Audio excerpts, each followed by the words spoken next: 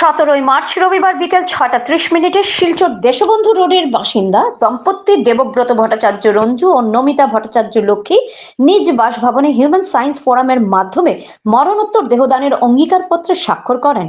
স্বাক্ষরকালে সাক্ষী হিসেবে উপস্থিত ছিলেন পুত্র দেবাংশু ভট্টাচার্য ও পুত্রবধূ বর্ণালী ভট্টাচার্য। অঙ্গীকারপত্রে স্বাক্ষর করে ভট্টাচার্য দম্পতি জানান, সমাজ হিতার্থের তাগিদেই তাদের এই সিদ্ধান্ত। এদিনের স্বাক্ষর অনুষ্ঠানে ফোরামের পক্ষ থেকে উপস্থিত ছিলেন সহসভাপতি ইন্দ্রাণী ভট্টাচার্য ও সম্পাদক হানিফ বরভুইয়া। চিকিৎসা শাস্ত্র ও সমাজের হিতার্থে ভট্টাচার্য দম্পতি এই মহান সিদ্ধান্তের জন্য ফোরামের পক্ষ থেকে তাদের সাধুবাদ ও অভিনন্দন জানানো হয়। পরে স্বাক্ষরপত্রে প্রতিলিপি তাদের হাতে তুলে দেয়া হয়। NE24 থেকে রিপোর্ট ও ভয়েসে স্বর্ণালী মিশ্র। ধরনের পত্রপত্রিকা পড়ে বা নিজস্ব একটা ধারণা থেকে আমার এই ধারণাটা জন্মালো যে নিজস্ব বডিটা দেওয়া উচিত জনসাধারণের সুবিধার্থে, জনসাধারণের কল্যাণের জন্য এই বডিটা দেওয়া হলো। আর এটা করার কারণ হইল মানুষই জন্ম লইছি, খালি যে মানুষের তো কিছু করতে পারছি না।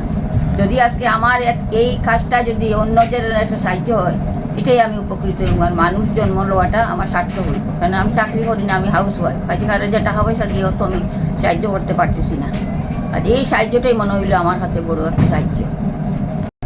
নমস্কার, হিউম্যান সায়েন্স ফোরামের পক্ষ থেকে আজকে আরেকটা আনন্দের সংবাদ আমাদের কাছে।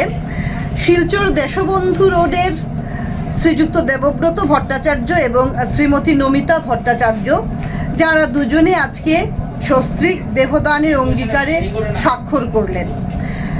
ব্যাপারটা কি, হিউম্যান সায়েন্স ফোরাম কাজ চালিয়ে যাচ্ছে, কিন্তু সেই সাথে আমাদের শহর জুড়ে, গ্রাম জুড়ে এবং সমগ্র বরাক উপত্যকা জুড়ে আমাদের এই দেহদান কর্মসূচি চলছে একমাত্র জনসাধারণের সরব মনোভাবের জন্য।